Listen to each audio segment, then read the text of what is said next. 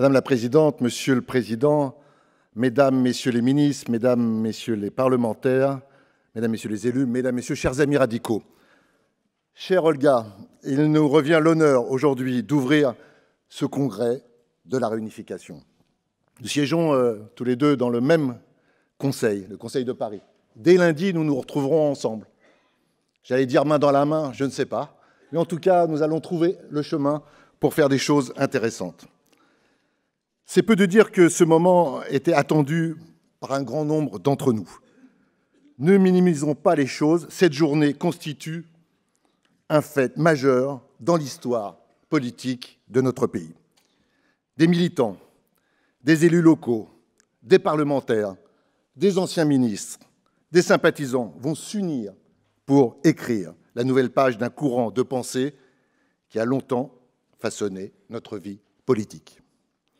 Après 45 ans passés sur des rives différentes, ce sont nos idées, nos convictions profondes et notre envie de faire revivre le radicalisme qui vont ainsi être le ciment de cette réunification. Soyons lucides, la tâche ne va pas être aisée, car une famille qui se retrouve après tant d'années a besoin d'automatisme, d'habitude, de travail, d'initiative et d'envie collective. Nous aurons la responsabilité de porter largement et puissamment auprès des Français des idéaux de progrès, de liberté, de solidarité qui constituent l'ADN des radicaux.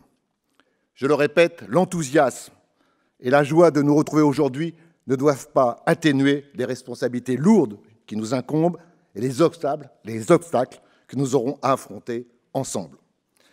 Nous allons devoir avancer en loyauté, exigence et en responsabilité, mais toujours, évidemment, avec l'optimisme, la fraternité et la convivialité qui nous rendent si singuliers dans le paysage politique. Georges Clemenceau, que tu as cité tout à l'heure, que les radicaux parisiens chérissent particulièrement, disait « Il faut savoir ce que l'on veut. Quand on le sait, il faut avoir le courage de le dire.